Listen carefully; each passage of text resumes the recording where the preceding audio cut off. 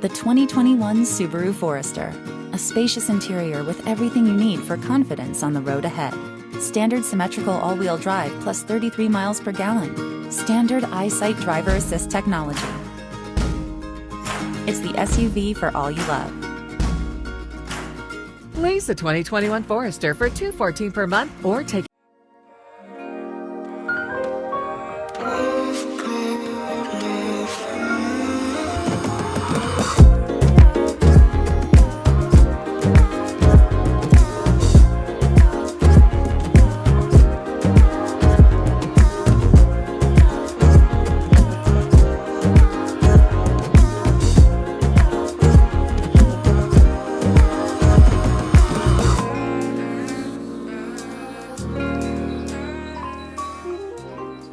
Welcome to the Chicago Adventure Therapy presentation.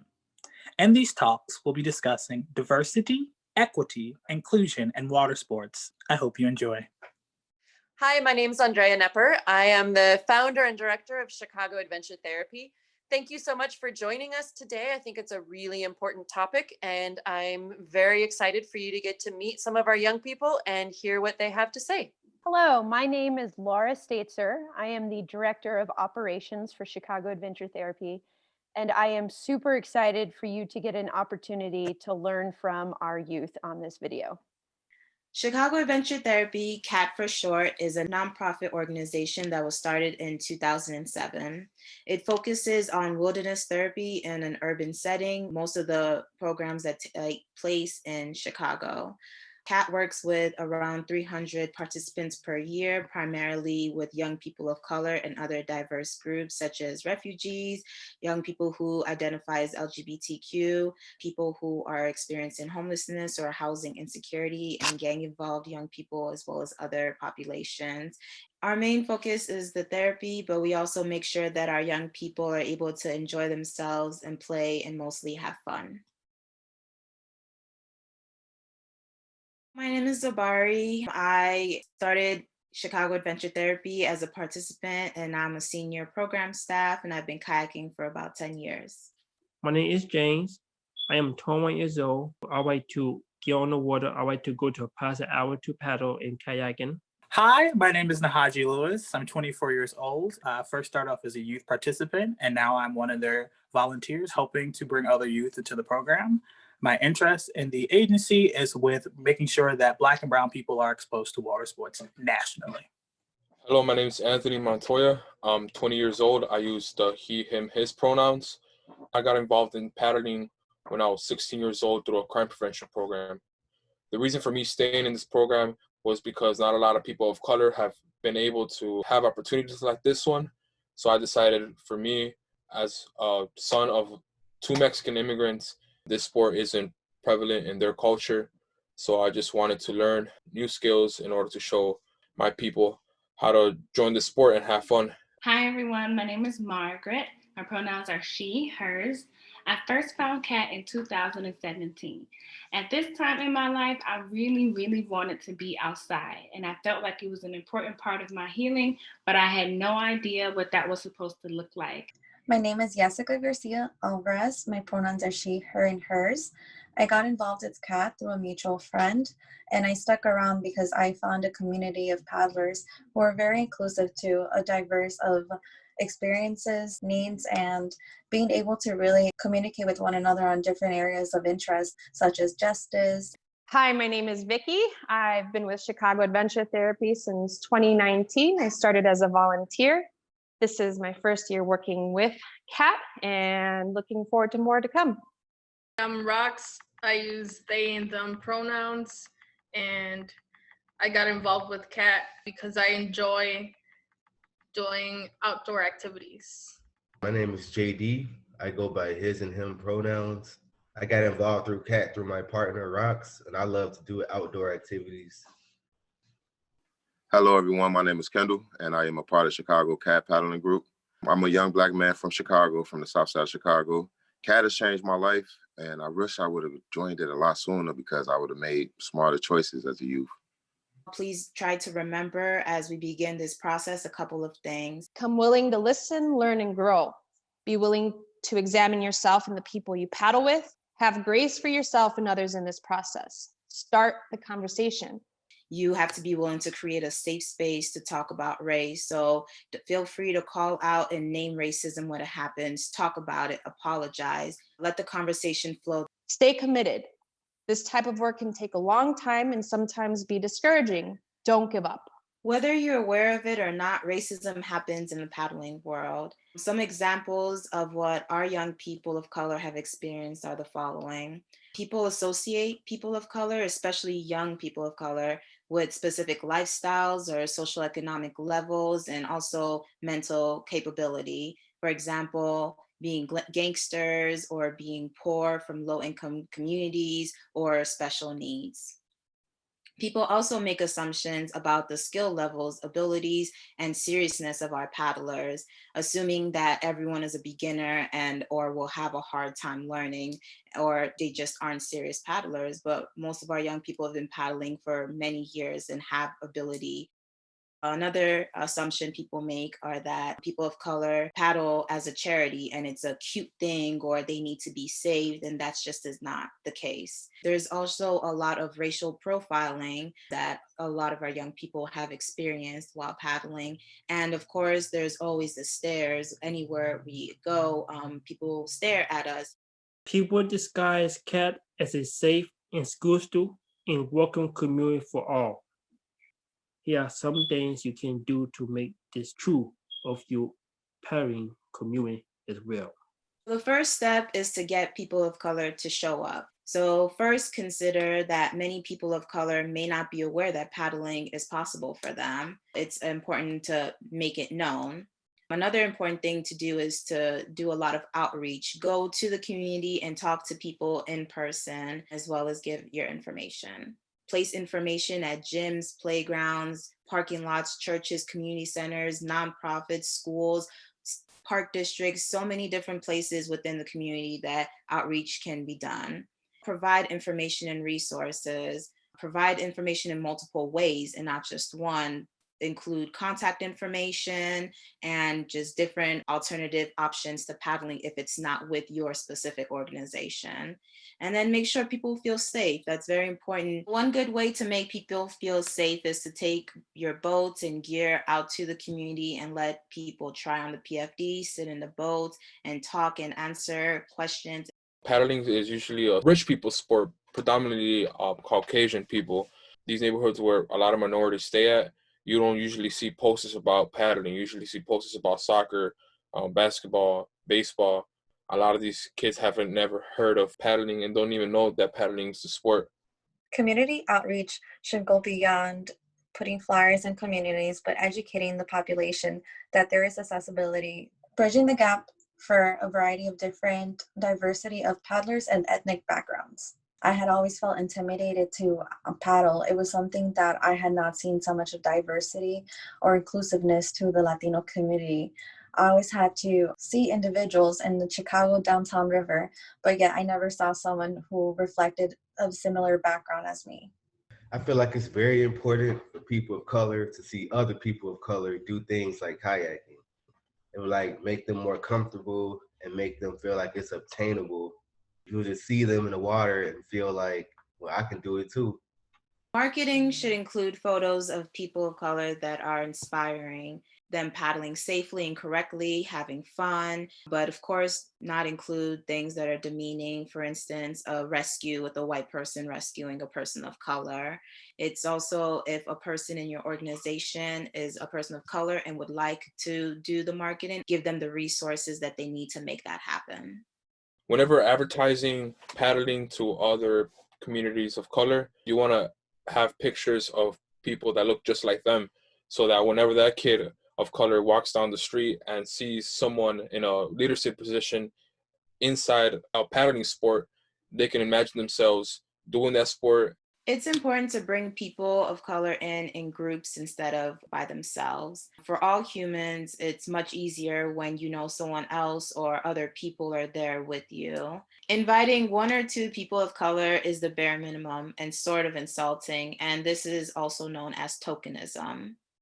Tokenism, the practice of making only a perfunctory or symbolic effort to do a particular thing, especially by recruiting a small number of people from underrepresented groups in order to give the appearance of sexual or racial equality within a workforce. White kayakers who happen to invite a small group of Black kayakers to join them, but only doing so by inviting them on the third meeting out of each month or on a holiday, but they're left out of the key planning of the group. They're only doing the bare minimum. Some of our young people have said things like, don't ask us to join and then assimilate. The more people who are like you, the more you are to be yourself. Otherwise, people of color may feel forced to assimilate or adopt paddling culture that's not theirs. Cultural assimilation, the process in which a minority group or culture comes to resemble a society's majority group or assume the values, behaviors, and beliefs of another group. Bringing in a group that may not have ever experienced water sports and they feel like they have to carry themselves a certain way to even be seen, to be allowed into the group. So that would be an example of cultural assimilation.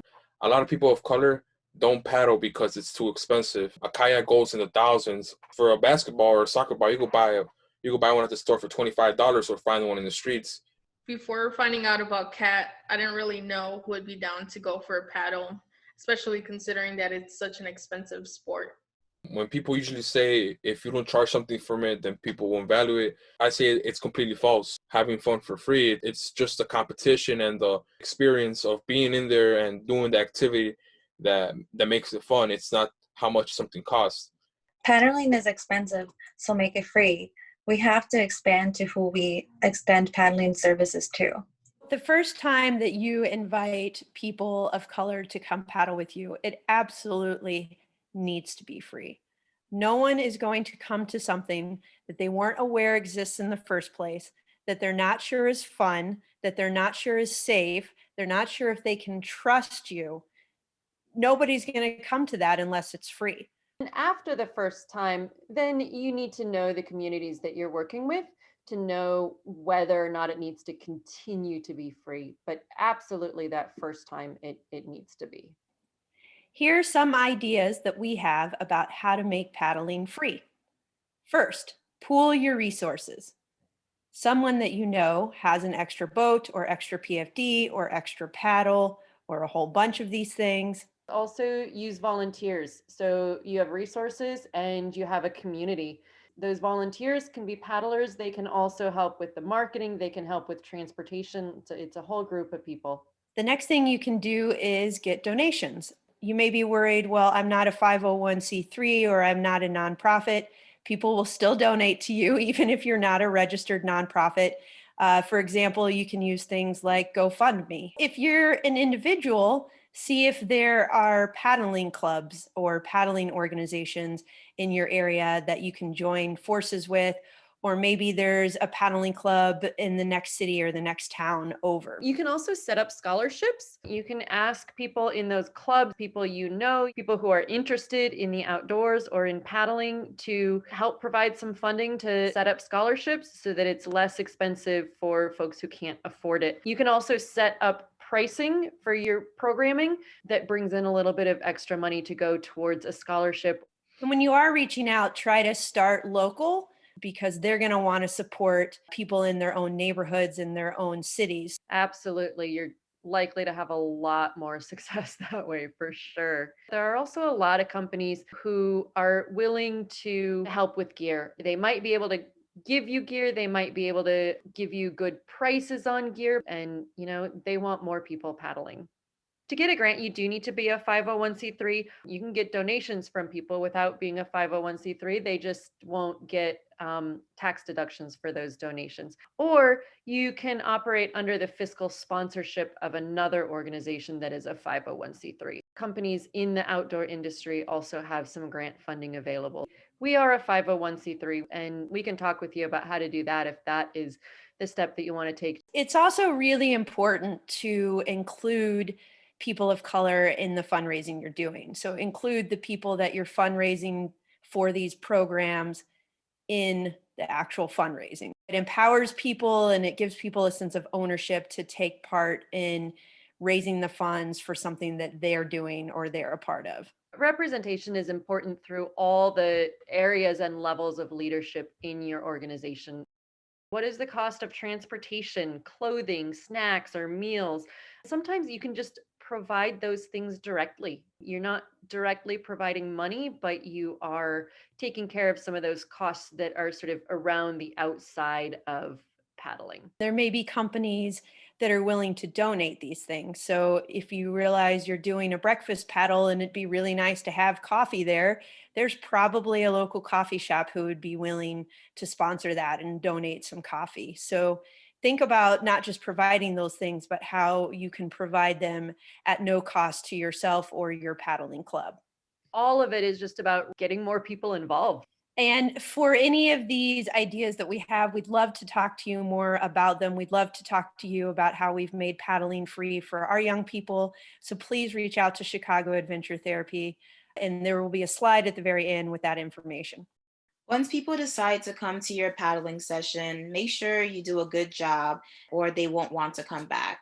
First, consider the following barriers that are unique to your paddling area. Transportation. Thank you. How would someone get here if you don't have a car? Weather. Something may require specializing pattern coding of gear. Be ready to provide these. Water conditions. Some water conditions are not safe or very intimidated for beginners. So start in a pool or more protected area. When thinking about the history of the locations that you may be using for groups or participants, you want to be mindful of the history of the area as well as how the setting even looks. Thinking about things like visible signs of racism, how the area itself, like going into a particular neighborhood or community where they're not necessarily welcome. Are there other people of color recreating in that area? Yes. Excellent. No. Okay. Why not? Are they allowed to be? What barriers prevent them if they were not part of our own group? And also, is it an area of painful events or, again, history for people of color? There are some significant barriers to engaging in adventure activities, especially as a Black person. And I think if we're going to do this well, then we need to be aware of what these barriers are. Cultural norms may be barriers to people getting into paddling. Examples might be not wanting to get their hair wet, needing paddling clothing to cover your head or ankles, and beliefs about being active while menstruating. Be, of course, respectfully prepared to meet these needs. Bring long sleeve shirts and skirts and pants, and don't push people to get their heads wet if they don't want to. I know that in certain cultural aspects, women are not supposed to exert themselves in physical ways. So again, like accessibility and what that traditional backlash might look like. I can tell you from my personal experience as a Black woman, getting in the water is taboo because of my hair. Participating in water adventures with Kat was incredibly freeing. I cannot describe to you how good it felt for me to feel cool water against my scalp. And then when you emerge from the water, you feel the warm sun on my scalp. This is a very simple and precious sensation that I don't get to experience regularly as a Black woman. So I found it very liberating to finally get my hair wet. Language barrier is a topic that affects my family and myself when addressing paddling. I brought the topic of paddling with my family, and the reaction was, who's going to teach us? There is a language barrier for instructions, and we have to expand ideas on how to address these needs of individuals for minorities. Paddling has its own terms and vocabulary. Keep yours simple. You don't need to know it's called a cockpit to be able to sit in it. Be mindful of the language you use. Think seriously about the terms you use to describe the group of people you work with. Ask people how they like to be described. That goes on with gender as well as their identity. Something that we really want to be aware of is code switching. It's important to not be offended if someone is speaking to their friends a certain way and that they're speaking to you all as non-people of color in a different kind of way. Sometimes people of color need to change the way that we speak, dress, and act around white people.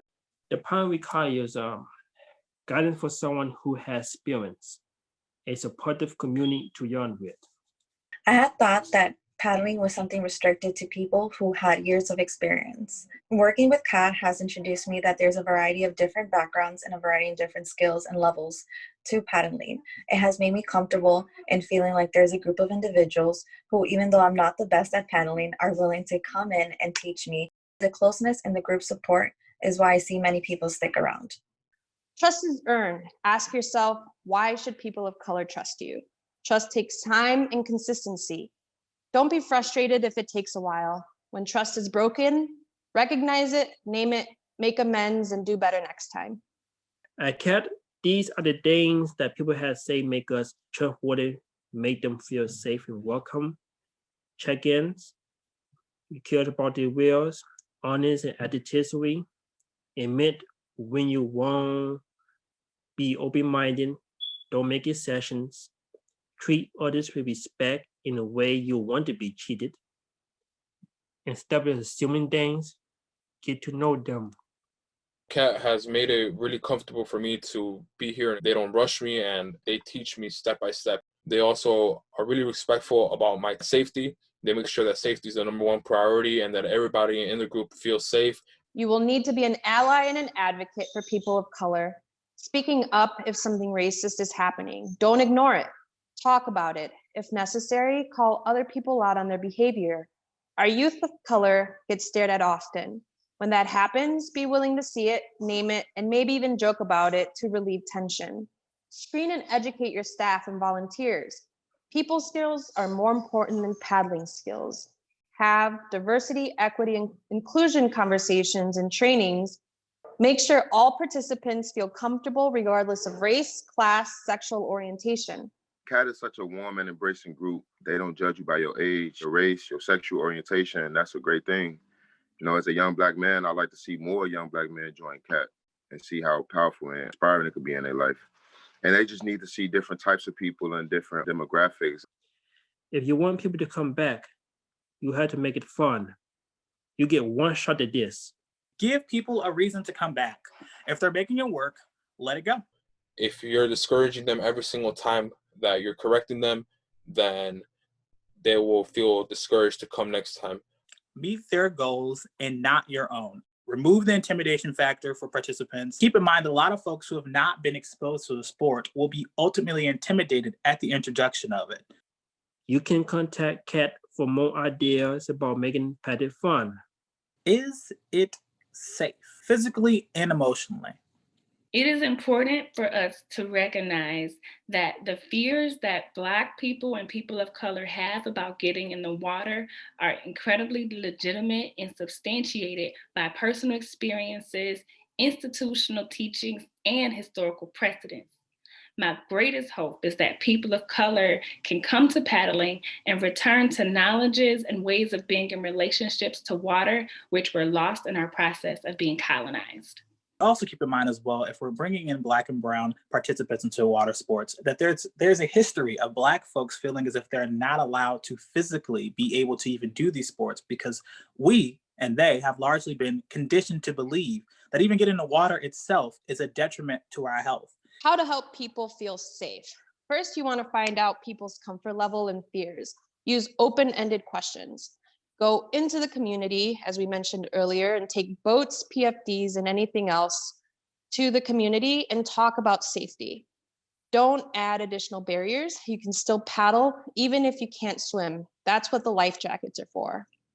Tailor the session to the group and address and mitigate those fears. Do they have a fear of drowning? Wade in first with life jackets on to see that they can hold you up. Start in a pool if you can. Use games to get people comfortable falling in. Use a SUP instead of a kayak if you need to. Keep people coming back. Provide a path forward. One and done, it's not increasing diversity, it's tokenism. Provide a way further for involvement from the very first session again. And dream big, think outside the box, and leave participants with tools to go their own way. Another way to ensure that people of color continue to enjoy and be part of the paddling community is to provide opportunities for real leadership. As long as you are welcoming, as long as you are encouraging people of color to become coaches and to be more in a leadership role, that makes it all inclusive. Like even myself, I've only been paddling a few times, but the more I get better at it and the more I learn about paddling, I could see myself definitely becoming a coach. Start giving people leadership and responsibility from the second time they come. Something as small as helping others put on life jackets puts people in a position of leadership. Train, equip, certify, and hire paddlers of color. This is really important for the future of paddling. Reach out to the ACA, British Canoeing for help making certification happen. Amplify Black and Brown voices. Encourage people of color to lead and be in the forefront. Listen to and follow the lead of people of color. What are their goals? What are their ideas? What role do they want you to play? Same level, different style. There are many types of leaders and leadership styles. Just because someone leads differently than you or in a different direction doesn't mean their leadership is less real, valid, or important. If you would like more information or would like to support our work, you can contact Chicago Adventure Therapy.